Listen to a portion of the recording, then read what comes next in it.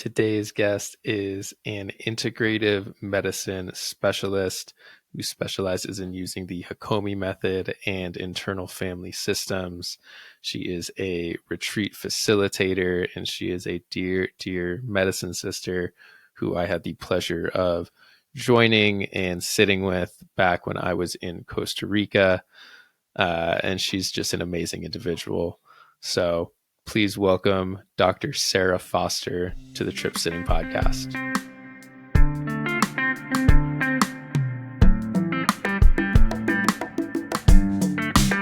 I did get like a couple little like bookmarks that happen while you're giving that meditation that I just want to drop into the field, whether or not they go anywhere or not.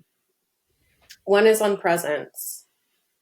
And there's two aspects of that I realized I've been really rabbit holing lately and noticing lately. So a good friend of mine who was coming to my trip to New York, she's actually my executive assistant, and I know her really well. And she was coming to Seattle first, and then we were going to fly over to New York and do all these things and really have a chance to connect in a deeper way where we don't usually get to do that because she lives across the country. And while she's in flight to Seattle, she gets the news that her mother is dying. And her mom's in Montreal, and my friend is in the process of immigration. She just married. I did turn those off, but my computer's just do it. That's great. It's all good. So she's in the process of immigration. So to go to Montreal is like a big deal, and so she had to set in motion all of these things in order to get like an emergency exit visa so that doesn't negate the whole process, and was really, really stressful for the whole thing. She did end up getting the waiver, and she's there now. And it made me hyper present to witness her going through this, because what had set in motion was this like limited time idea, right? She's like, I have to get back before my mom passes. I have this like ticking clock now that I'm really aware of. And while that makes sense to me that she wants to be there and have some last contact and that there's this idea, right, that like we should be doing that all the time. Mm-hmm. And that sense of urgency somehow speaks to the gap between where we're maybe not meeting that personal expectation of intentionality with the majority of our moments during each day. Mm-hmm. And not to say that like should distract us or that we should feel guilty if we aren't completely present all the time, because I think that's difficult too. But it really made me think about like, how do I want to be in each moment? And even if it's an in-between moment, like I'm going to the grocery store or whatever, what can I notice along the way or while I'm there that can nourish me? The color of the produce, or a smile from someone, or a not smile from someone, like, all these things. And then I feel like what happens in that is there's a further ability to drop in to the present even more, because you've extracted this idea of regret.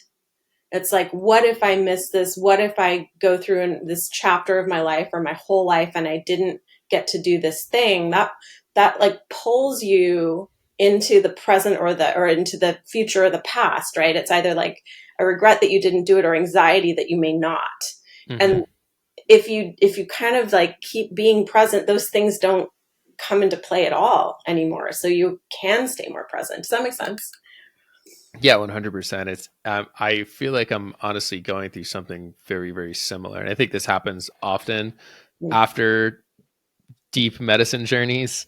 The idea of presence and what it actually means to be present to what is going on around you, because time is always moving at the exact same speed. It's just our ability to notice how much it's moving and how fast it's going, Yeah. or whether or not we're just coasting through life without noticing all of those things. And then it Right. feels like you go through an entire day and you're like, where the hell did the day go? Uh-huh. Because you're so wrapped up in everything else. You're never truly present with Right. what you're doing and what's there and what is. Right. And being able to come to that moment of presence, it's, you know, it kind of takes things to really get you there. And like another example of that is two very dear friends of mine right now. Last week, they broke up with each other, Mm. and like, you know, being there with friends as they're going through a moment like that, like a very earth shattering Mm. uh, event in their life, brings so much presence. Like I noticed how much more present I was because of that. Yeah. You know, basically noticing like, well, what am I not being attuned to right now? Because, you know, whenever things like that, whenever two people decide they no longer want to be with each other, you know, it's Big. Yeah. typically because they were not spending much time being truly present with each other. Like they were just letting time pass by and Right. not taking care of what was important, what was really coming up for them. Mm. And noticing the reaction that that had with me, and then noticing Mm.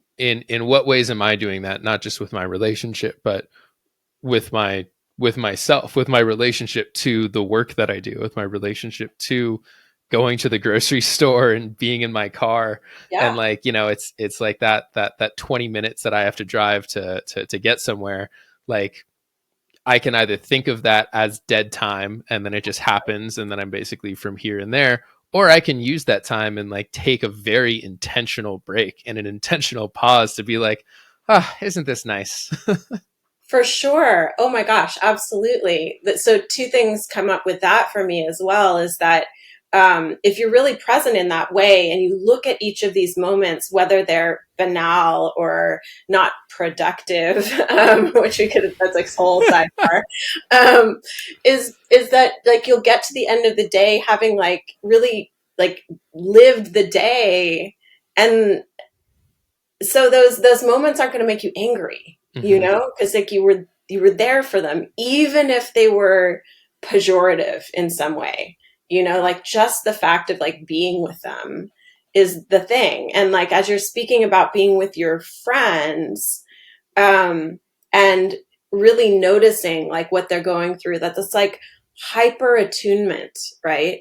And like when I do therapy work with people, like a huge chunk of my work is getting them to reparent themselves when they were little, because, and no fault to any of my clients' parents, because they were not given parent 101 well, you know, and it was probably because their parents in turn didn't have the skills taught either.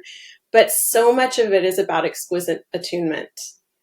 And there's not like a try to fix or try to dampen or, you know, like make a judgment around, but can you just really be present and really be with? Mm-hmm. And something magical happens in that. You know, there's like an opening and an allowance and like a, The allowance, like that's the word that comes to my mind, is like, yeah. can you just allow it to be Uh-huh. without trying to change it, without trying to fix it? And if you sit in that allowance for long, you'll notice it doesn't last forever. Like Absolutely. that thing doesn't want to always be there. It wants to continue to move. Like it wants to continue to be fluid. And it's in Completely. those times when we're trying to deny it, we're trying to deny it from having the experience. That's when then it sticks and then it stays and then you So can't true. get out of it. I'm just looking up a poem that I sent to a client the other day that's so relevant along these lines. If I can't find it quickly, I'll grab the book because it's just behind me. Perfect. Yeah. But yeah, Uh, it's just so interesting, like the times when you notice that you're truly present, and then like sometimes you could even get so caught up in that. I mean, I know I can then get so caught up in being present that then essentially I'm trying to hold on to what's there in the present moment, which is taking me away from being present again. and then you get to the point where you're like, Who's watching? Who's watching right now? Totally. Yeah, it can be kind of a mind fuck sometimes. Totally, totally. Which, if you just bring levity and joy to it, can be humorous too, Yeah, right? it can. Like all these levels of our conscious selves, and like there's this like really sweet part of us that wants to get it right, Yeah. that just wants to do it well and feel Hmm. gratitude for being here. And I think that deserves honoring too. Yeah. Yeah. Yeah, and trying to get things right. Like there's genuine humor just in that statement too, because like there is no right way to do it. Like it again, It's if such a if human things just concept. are like, there is no right or wrong, there is no good or bad, there just is. So like our wanting of trying to get everything right is the problem. It's not the fact that you're getting it wrong. Absolutely. There's an insanity to that. It's such a human concept. And I think it took me a long time to get there, but I think it's a place where you can extract yourself from the idea of suffering Hmm. too, because we look at all these things going on, particularly right now in the world. Um, and there's this idea of like, well, how can these like um, harmful or painful or like suffering experiences be happening? Hmm. And when you extract the idea that like the absence of suffering is the good and the suffering piece is the bad, and they just are all experiences, Hmm. then you can move away and you can notice like, where am I in relation to observing it? Like, where am I on the scale right now of that? Am I in the less suffering piece or in the more suffering piece? And then not necessarily have like guilt around where you are, Hmm. right? And not feel that you have to atone somehow for the other people that are in another place on that scale. It just, if you can just say like it is, again, allowance happens again in this place. Because if you if you feel like you have a responsibility around it, it narrows your field. It really does. That's interesting to think about it like that. Yeah. Mm. Well, I want to change the topic a little bit and talk a little bit about your medicine work. So I know that you have done a lot of medicine work yourself. And not only that, but you now actually lead others, do your own retreats, take them down to Costa Rica to lead people to medicine. Yeah. What made you want to start Mm, doing that? Because that's a whole nother level of mm, responsibility and space holding and mm, logistics to think about. mhm, Like what was it about doing that really drew you to that experience? mm, mm. So when I went to medical school, there was a deep calling for me to help people, right? And the further I got into that education, the more disillusioned I was with what was expected of me to show up in that role, that felt so antithetical to what wanted to like naturally occur. Hmm. Like there was an automatic separation between you and patient. They were called patients, not just like other humans needing help. And there was a top down hierarchy. There was an idea that the people that you were treating were broken and that you had some magical knowledge to fix them. And there was a destination of fixing, which for the most part involved expensive pharmaceuticals for long periods of time. And, I kept feeling like I thought that as I progressed through the hierarchy of that system, I would have more autonomy over the way I wanted to practice that work. And the more that I went down that road, the more I felt that it was the opposite. And I was really beholden and more entrenched in this like large moving medical system that's really a business in the United States anyway. And I almost retired several times. It was like to the point where I was like, this is violent to myself and to others to continue to practice. And I felt like I was like on a treadmill, just trying to like make enough money to kind of have the time to then in my outside life do the things that felt more aligned with me. And through what I can only now use the word serendipity for, which I really like. I think there's less of like coincidence, but when you're really present and you notice, like there's serendipities everywhere. These synchronicities, sorry, is what the word I want to use. And a colleague of mine, who I'd been working very closely with for many years, I knew had a dear friend in Costa Rica. And that's all I knew. I knew that this friend, they were friends since like high school. And one year, for some reason, I had started to notice ayahuasca. And it's still unclear to me like what it was about her calling initially. Maybe it was just like this uniqueness and this curiosity. I had a few friends starting to do it, and then I started to hear it and see it everywhere. And it was like she was throwing pebbles at my window or something. And I called up this friend of mine, this colleague, and I explained to him, we were just having not a business conversation, just a general one. I was like, I'm just really intrigued by this. And he listened quietly, and then we hung up, and he didn't really say much. And then the next day he sent me Michael Pollan's book through the mail, How to Change Your Mind. And I called him back and I was like, that was an interesting book to send me. And he said, well, my dear friend in Costa Rica, I visit all the time. And I said, yes. He said, well, he is the head medicine man in Costa, in this area of Costa. And I thought, wow, and he said, I was just waiting. I kind of knew that at some point you would hear, but it wasn't for me to bring it up. And like all of these pennies kind of dropped in one moment where I realized that like the universe in this lovely way was like lining things up for me to notice. Mm-hmm. And so I literally bought a plane ticket like the next week, and I went down and I sat my first sessions. And this is a medicine worker that you have also sat with. Yes, I have. Who's exceptional as a being. True, yes, they are. Really true empty vessel, like I don't think I've ever encountered before.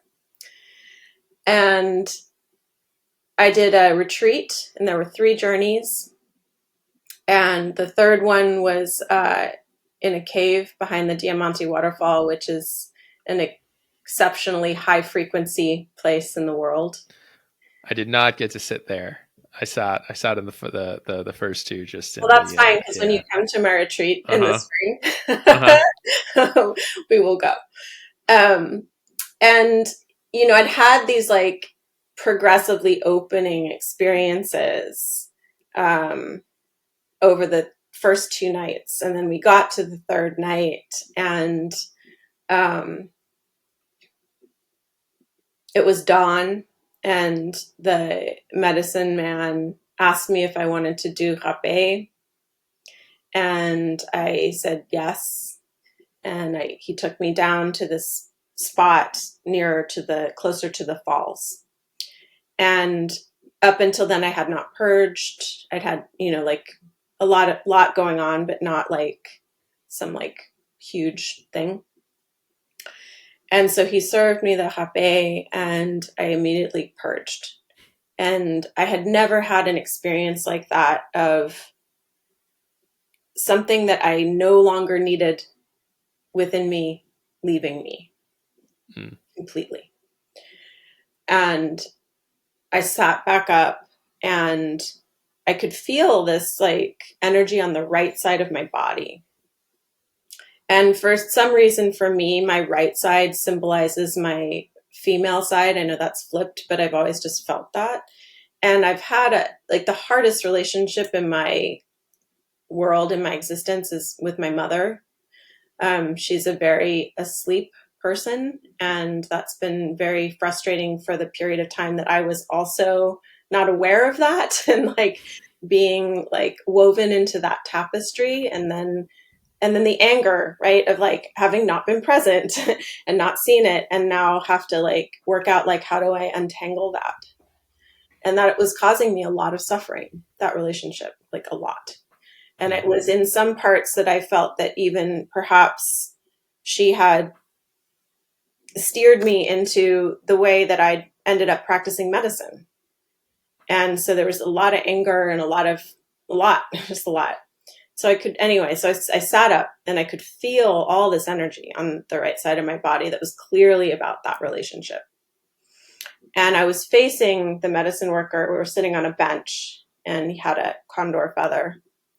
And I leant closer to say, like, there's all this stuff here. And he just did this and he said, I see it. And he started working with the feather along the right side of my body. And it felt like lava was being extracted out of me. You know how there's like the shell and then like the center is like Mm-hmm. still molten. It was like was coming out of my limbs, and like it went on for a while, and then it was just like this freedom through that whole side of my body. And it didn't matter that it was any particular story or thing. It was just like it was just he was lightening me up from this burden that I'd been holding because I no longer wanted to hold it. He left me there to integrate, and I had like all of this like body integration happening. There was like like a lot of shaking and a lot of some vocalizations and things, and like the waterfall was like really cleansing for that period of time. And I ended up going back to my mat afterwards and regrouping. And it was in that moment that I realized that all of these like facts and data about the body and all the things I'd learned in medicine, not to say that those are not extremely valuable, and I really cherish that I understand our system, our anatomy in the way that I do now, and all of its complex physiology. But the thing that was really like holding my system in a disease state had nothing to do with that. And none of the traditional methods that had been learned were working. And the pieces of the healing that I found were so flipped from the Western medicine that I'd learned was that there was no hierarchy of power in the relationship with the medicine man I was working with. He was merely holding space in this extremely present but extremely neutral way, beckoning what was to happen that wanted to happen. It was like, what wants to happen here? Let me Mm-hmm. help that. And so it spoke to this idea that my system knew what it needed to do to heal that. It wasn't imposed on me. And it was allowed to roll out over a series of nights in a cadence that it wanted to. Nothing was forced. And because of that, there's a longevity to the healing as well, because it's so organic. And then it's like it's kind of like it's not done. It's still not done for me. I still have a hard relationship with my mom, but it's dramatically different ever since that moment, and the progressive things that have happened since. Speaking again to process, not destination. And so after that, it was just very clear to me that like this is how I want to show up for people. This is how I want to be for people. This is healing. And it still makes me emotional because it was just such a beautiful landing, after a long time. And so I rolled up my sleeves and I did a lot of things to gather what I needed to be helpful for people in that way. And like that journey also is like an interesting one, and something to drop into the space is I then trained it with Gabor Mate, with compassion and inquiry. I did a formal Hakomi training and also IFS training. And all of those modalities are more somatic psychotherapy techniques. They're much more about like what's in the body and what wants to happen, as opposed to psychoanalytical processing. And I felt that those were tools that would really serve me, as opposed to going back and doing a formal psychiatry residency, Mm-hmm. which would stick me more into the system I was trying to paddle out of. And then, I needed to work with the medicine too. So I worked with underground guides where I live, and I spent long periods of time going back to Costa Rica to work with this medicine man and team. It's a whole team. At the end of a long stay there, I'd been there for 3 or 4 months, several years back. And I sat down with the medicine man right before I was ready to come home. And I knew that I'd reached a place in where I was that I felt finally like I was going to start considering guiding people myself and holding that space. And I remember asking him, basically if I was cooked. Like, am I ready? And with all of his graciousness, he just sort of nodded and didn't say anything. And I left being like, oh, little grasshopper. And I had a last ceremony that night before I was leaving, and I sat in the ceremony, and Aya was so helpful. And what she showed me was that, really, Sarah, it's not about like book learning and all the things. She's like, decisions are from here first. You can analyze it later. That's number 2. This is number 1. Mm-hmm. And I came away with it, and I went back up to the medicine man the next morning, and I apologized.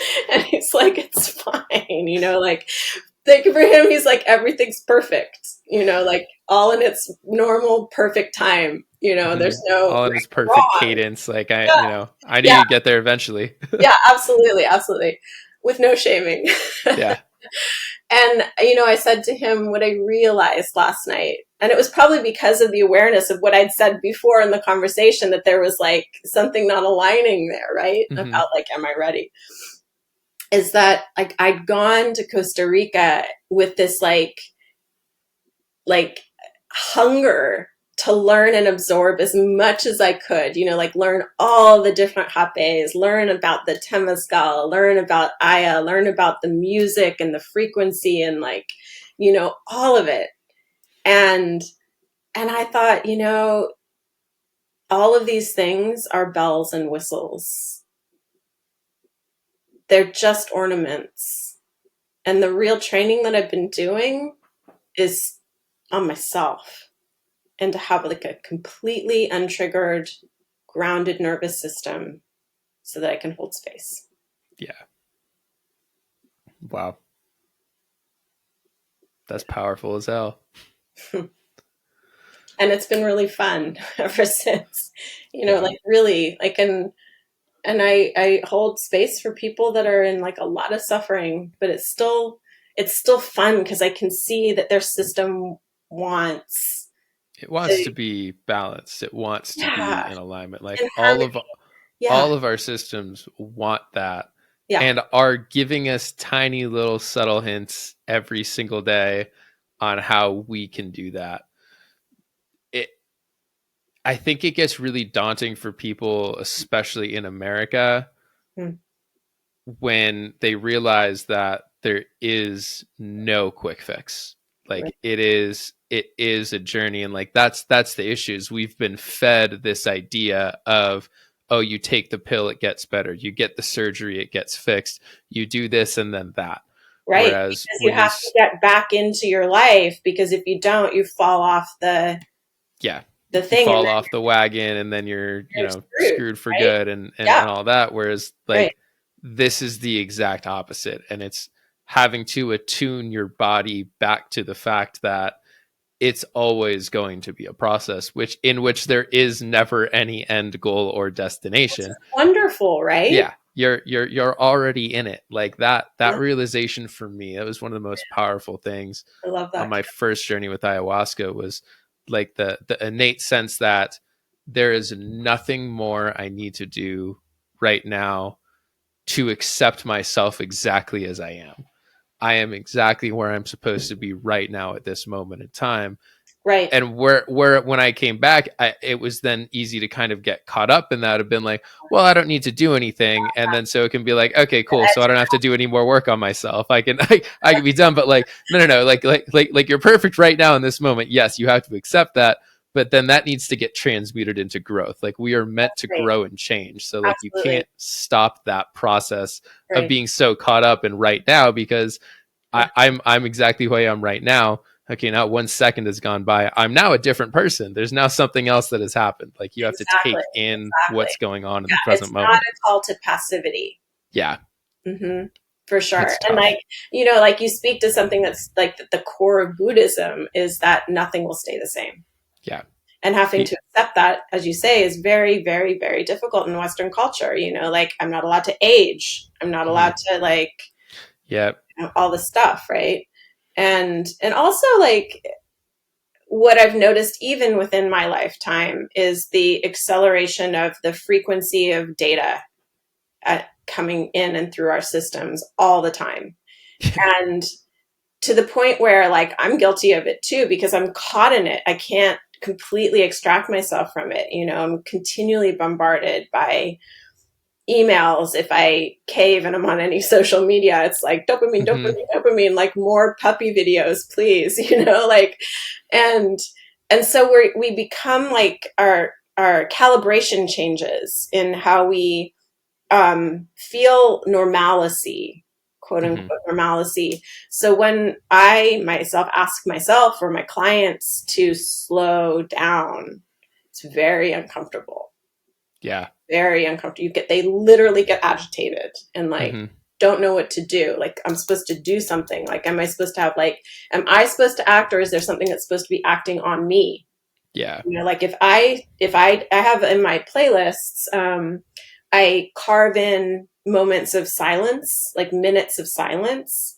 And it's so fascinating to me to watch people's reactions to that. And it's usually that at first they just like don't know how to manage it. But almost always afterwards, they thank me for those moments, because like something happens where they're they're called to notice that they're uncomfortable with Yeah. that, and then something deeper flows. Hmm. Hmm. I'm curious, given that obviously you're so involved now in this medicine work and this way of thinking, of really connecting the body and the mind, and working in that way. Do you struggle, and is there any tension in your body with the fact that you do still do work within the traditional medical system Hmm. and are also doing this work on the side, and how do you balance that? Oh, you're such a bastard for asking that question. Now I feel guilty. um, cool. So, like, look at this. Yeah, it's not my favorite thing that I'm still in. Um, Mhm. and this is where I make my peace with it a little bit. But I love that you bring it up, because it does challenge me when people like hold up a mirror, And um, hmm. I've been teaching an IFS course over the last few months, and one of the head trainers, Ann Cinco, who's just fucking fantastic. I just love this woman. She said, we can only go as fast as the speed of trust.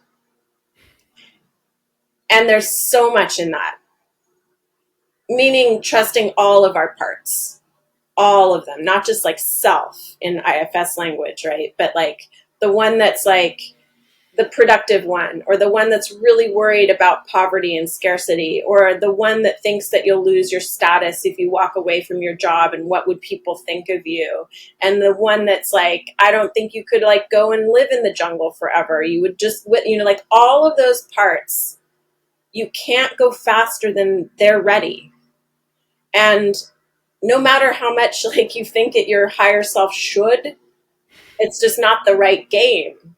Like, no, none of our parts are bad, right? Like this very, again, like Dick Schwartz, IFS, and it's really true. It's like they're concerned because they want your well-being. Yeah. You're concerned that something will happen if you extract yourself, Sarah, from that medicine system right now. And so until I completely address them and get rid of their fears in a real way, you know, go back and say like, hey, this really isn't serving our whole system anymore. And I understand why you think it is, because you're still caught in like the old way of thinking that you were brought up in. Can we unburden that? And so I found that like the place where I can like have a little more compassion for myself around the slow extraction is that, you know, and it's getting faster as I go forward. Like I just reduced my shifts, and which allows me to sleep a little bit more. I'm a neuroradiologist, so my shifts are in the evening, which is tiring because then a lot of my clients want to come before they start work, right? And I want to be there for them. And being like, where do I want my energy, right? Like I want to wake up refreshed so I can really be present with my whole self for these people. And that's really important. So I need to like dial it back. And, you know, with the golden handcuffs idea, even though I don't want to admit that I need money, right? Like that, there's a lot of guilt and shame in that too, about like, what do you need? What do you really need? Is that, you know, it really has been at least helpful as I've started to increase my offerings, especially like retreats in Costa Rica, which are actually really expensive to run. It's like I have a cushion and I can provide like the full experience that I want to give to these people and not have to cut corners. And I'm really grateful for that. So I think, you know, if I step back, I know that it will wash out in the right cadence. Yeah. Yeah. So vulnerable share time for me as well is I've been dealing with a lot of the same tension, let's call it, between that, because when I first worked with ayahuasca, when I came back, I did the 180 and I stopped working in the corporate life. Yeah. I moved across the country and did the podcast and like dove in as much as I could at the time, and had a safety net, but didn't have as much of a safety net as I would have liked, in the sense that I had a pretty decent amount of savings at the time. Yeah. Yeah. So like I could afford to do that. Yeah. And this past year, from what I'm realizing now since my last journey 3 weeks ago, is I've been trying to force this medicine work and just doing this to be able to support me. Right. And because I've been trying to force it, because like that's what I know I want to do. Like how great of a world would that be in is if I could do this all day and I could talk to people who want to come on ayahuasca retreats and have that pay all of my bills, and I could still go to concerts and travel and do everything I want to do. Yeah. But the reality of the situation is that it has not been able to do that. And I've been really, I haven't been wanting to accept that. Yeah. And so now I'm doing the 180 again. I wouldn't say, you know, I'm going full all the way back, but you know, essentially the medicine was like, you got to take care of yourself.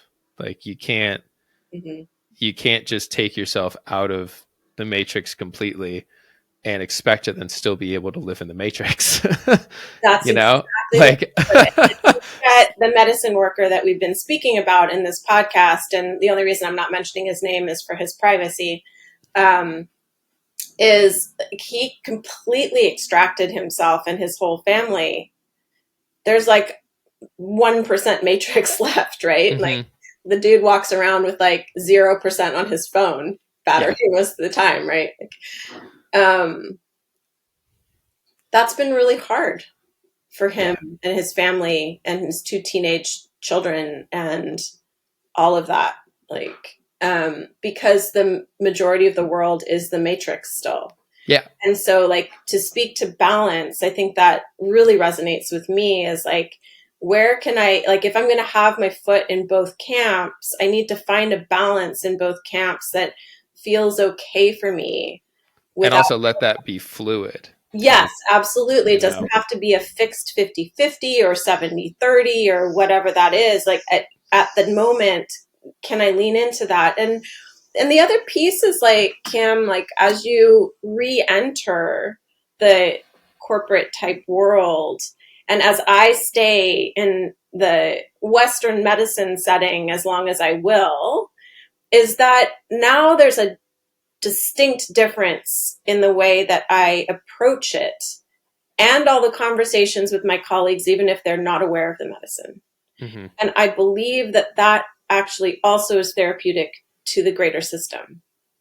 I believe that as well. And that was also one of my downloads, was that now having this awareness and having been so involved in this work, the only way to create change to the system as a whole is to have, little mini soldiers that are plugged in, Mm-hmm. doing their thing, not preaching at people, but just existing in such a way that is By embodying the example. medicine, leading by example, Yeah. that it invites people to have that conversation. Right. And then Because you get to if have those little they have conversations. just a tiny moment where they notice how they feel in their body and they're like, gosh, every time I have to have an interaction with Sarah about a patient in the emergency, I feel relaxed, or I feel Mhm. like that there's a flow or something. And some of those people, not all of them, but some of them might have an aha moment where they're like, I'm curious about that.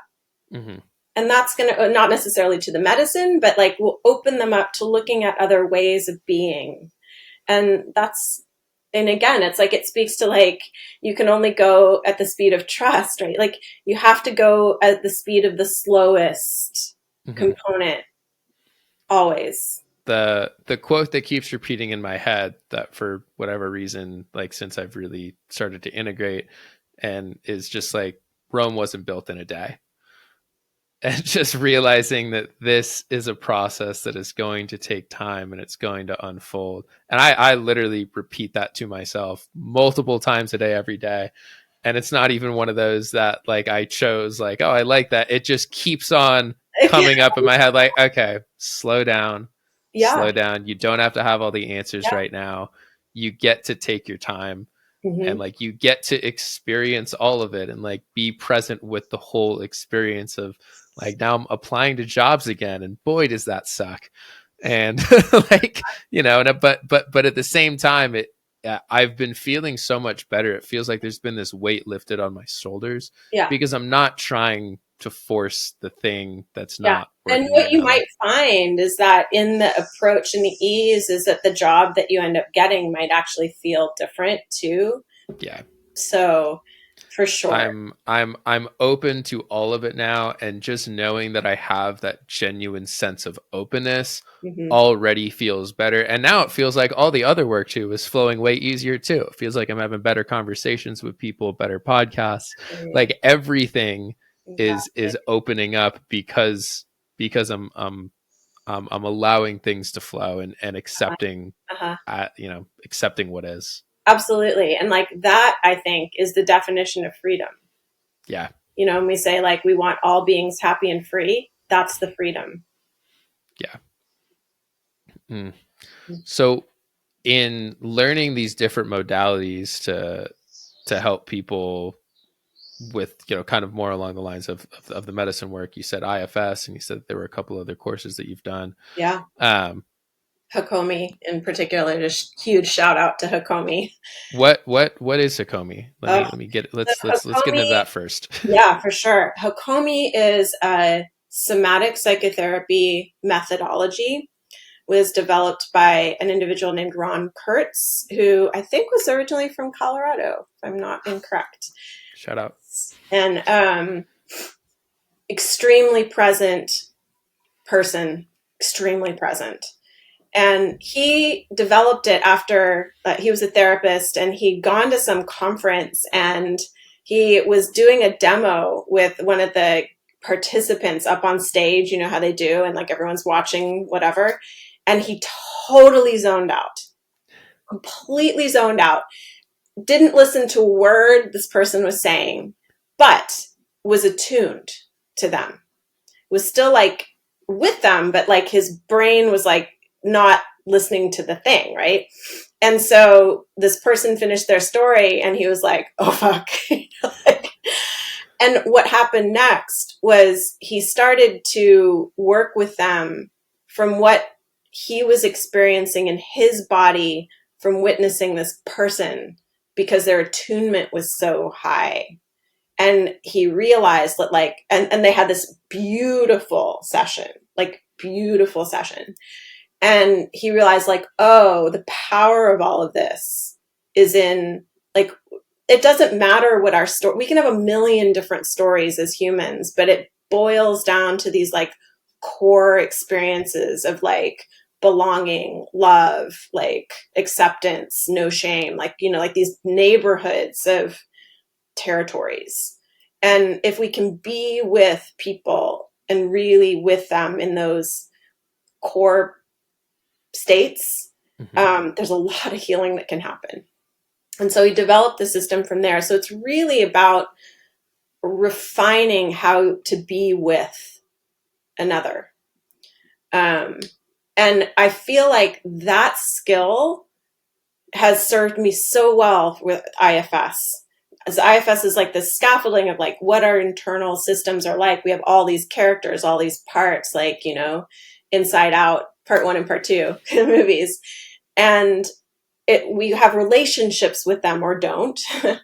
And as I sit with people going through those relationships, being able to be with them and all of their parts allows them to be with their parts. You know, it's not me analyzing what does this part say or how does this part want you to be. It's like, can I be with that part? Yeah. Can you just sit there and allow the part to exist? Yeah. It's like my experience with therapy in general, and like I've certainly had, I'd say overall, a pretty good experience with like traditional therapy. But sometimes it feels like I just talk in circles and talk in circles and talk in circles, and nothing actually happens because I'm analyzing what all of this means and what it is. And the medicine work has taught me like it kind of doesn't matter most of the time. Well, like there's a lot, though, in Western society that like if you can figure it out, you're in control of it. And if you're in control of it, you're safe. So that's like a really ingrained paradigm. So when I work with people that have never worked in this way before, and they start to go into the analyzing, like, oh, I see it now, that if my mom made me feel guilty, I'm like, can you ask that thinking? I want to thank that thinking part for trying so hard to figure it all out. But could you ask it to go in the kitchen and make a sandwich? Yeah. While we're doing this, would that be okay? And it's so hilarious because like 99 out of 100 times they'll like go inside and they'll be like, yeah, that's cool. It'll go in the kitchen. And then it's a totally different experience. Like all of a sudden they're in their body and like, you know, and sometimes they'll like come back into the living room and be like, hey, I thought about this. And I'm like, can you ask them to go back and put more mayo on the sandwich? And like, they're like, oh yeah, sure. Yeah. And it's like, it's a practice of like, because that's a part of us. It's not us. And so if we also honor it though, it's not like we're telling it you're bad. We're telling it to go make a delicious sandwich. And like right now, I don't like right now. It's just not necessary for you to be here. But thank you for trying to help. You know. Yeah, and also giving each of your parts power too in the system because they're all important. So saying like, if you have something that you really want us to know while you're listening, while you're making the sandwich, you can absolutely pop in and tell us. Let us know. So we're not saying like get out. So that's also really, really served me well, is like noticing like the more I can love everybody's parts up, the better it goes. And the more space we get created and the more then they allow us to go to the really tender, painful places for healing. Because otherwise, trust. Would you say that IFS in general has been the most powerful like modality that you've really dove into In terms of like understanding, as far as we know it now as humans in this evolution, the currently? structure of our internal worlds, which I'm sure will be disproven or Which can changed. change, and that's totally fine. Absolutely, gravity is not fixed. But yes, so like it's one of those things that once you see it, you can't unsee it. I see everything through that lens now. Um, and that's, yeah, it's been tremendous for how I work with people in the medicine, because what happens when you go into a medicine space is all of those parts we've been talking about, the one that might shame you or is scared and wants to protect you or wants to analyze or all that, they tend to go a little offline so that you can go back to the little ones, usually an exile of some kind or a legacy burden, an ancestor burden, whatever it is, the one that's hurting. You get more direct access there. And so when I'm holding space, I'm aware of that. I'm aware that these parts have like parted the curtain a little bit and we're doing some really tender work. And then as the medicine releases people, those parts start to come back online. And how that is managed is critical to how they move forward with what just happened in the space into their real lives. Because if there was not enough permission in the system, or you don't allow those parts that are coming back in that are usually protecting us, to check it out and see if it's okay, what we just looked at, what we just moved, what energy just happened, they will backlash. They Hmm. will get louder. You might see more addictions coming up, more depression, more suicidality. So there's a real tenderness in how to work with those people's parts in that like golden hour after they're coming out of the medicine or in the first integration sessions, either a day or a few days later. Yeah. Yeah. What do you think is like the really critical period after a deep medicine journey Mm-hmm. that people need to be like really hyper aware of that? Because like life happens. It'd be great if we could be super aware of it all the For time, but sure. that's not For sure. realistic. So like Yeah. what do you see as like the really critical period? So that's medicine dependent. Hmm. Each of the, if we're talking about the classic psychedelics, each of them has a different signature, meaning that the experience you have while in that medicine space is going to feel very different for the most part, even though you're having under the blanket of a mystical experience. They feel different. The characteristics of the information you're given is different. The sensations are different.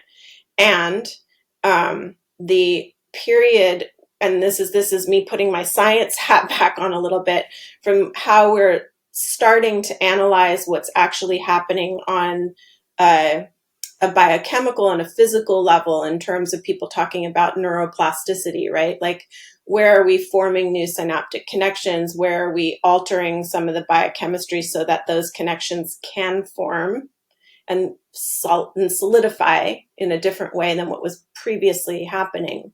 Those seem to occur at different time frames depending on the different psychedelic. In general, there's a wonderful researcher, and I will look up her name. I'm not going to pronounce it correctly. She's done a really brilliant piece of work on this. She presented it at MAPS last year. It was published in Nature. She compared the 5 classic psychedelics, and what she found was that the duration of the mystical experience within each of the medicines was directly proportional to the period of time you have afterwards for the neuroplasticity to be persisting. Hmm. So for something like ketamine, you need to be integrating that day or the next day. Hmm. That's your like juicy time. Hmm. And it also might mean that you might be dosing people at a more quick cadence to Hmm. start to like when things are happening, versus something like psilocybin or ayahuasca, where you're looking more in the range of like 6-8 hours. Hmm. You might have like a week or two Yeah. weeks, and then What happens? LSD, Sorry to interrupt you here, but so like for ayahuasca, for example, like yeah, it's typically done multiple times over the course of this. So if I'm doing 3 ceremonies over the course of 5 days, that's now, instead of 6 hours, that's 18 hours. So does that now Sure. give me more time for that neuroplasticity, or do we not necessarily even know That's such a great scientifically like what question, that's Cam. doing? I'm not going to pretend we know. I don't know Yeah. the answer to that. So I'm just like thinking in my own body about those experiences. And I know that they build, Yeah. so like when you do 3 ceremonies, for example, over a week, they almost always, when you look back, have a cadence that's like very circular. And the first one applies to the last one. It's like Mm-hmm. like a book. And so I think that there's probably synergy in the ability for that neuroplasticity to happen. I don't know if it means that like after the last one, you have more than 2 weeks. That I don't Yeah. know. But I do think they're synergistic. Okay, gotcha. Yeah. I think it's there's so much research to be done, and yet at the same time, I feel like with the scientific tools that we have available to us today, and trying to come at this from such a Western lens of looking at medicine, I'm not sure it's going to be able to accurately capture what's actually going on, like ever. Like I there's so much agree. indigenous wisdom that is there, and we kind of just have to accept it. We're only going to get data based on our measuring tools. Yeah. We're probably not measuring a whole bunch of stuff that's happening because we don't even know what to measure. Yeah. So, what we can look at though is outcome data. We can look at like how is your, we have depression scales, we have like all of those types of things that can be biomarkers, is what we use, is we call them in science, to see like are we hitting certain endpoints that imply that even if we don't know the exact thing of what's happening, that there's a change, Mm. right? And then go from there and then see. I mean, humans are curious. We'll keep trying to figure it out, right? Yeah. Mm-hmm. So, Sarah, before we end, I want to ask you, what are you most looking forward to right now in your life? Hmm.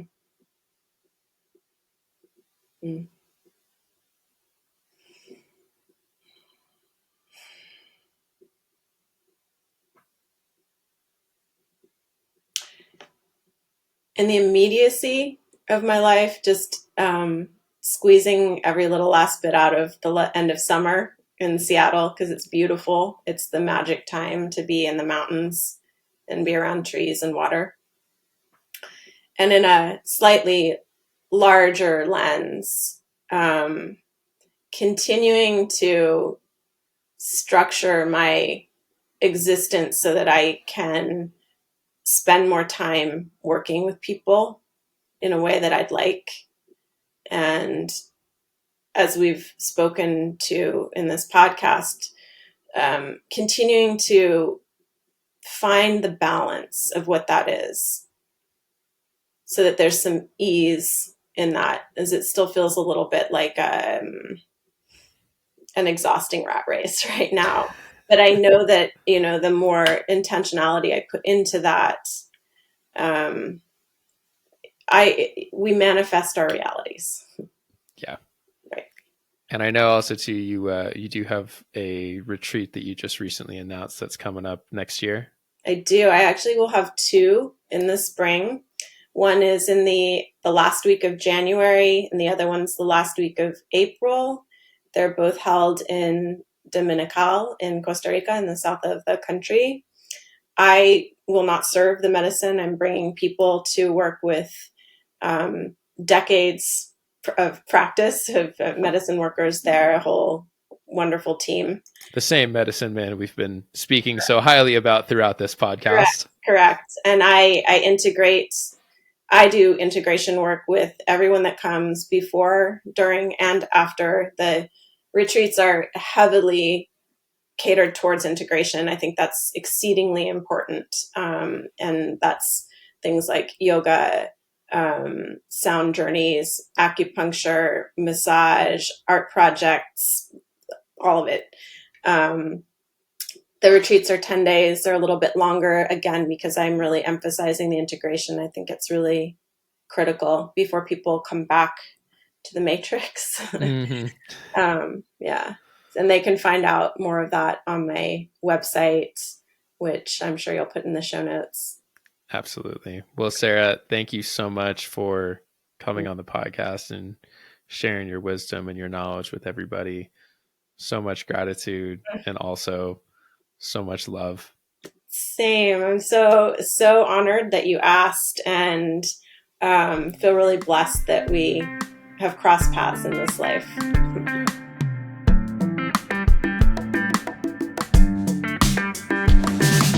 That's all I got for you today. Thank you, everybody, for listening. Thank you, Sarah, for coming on the podcast.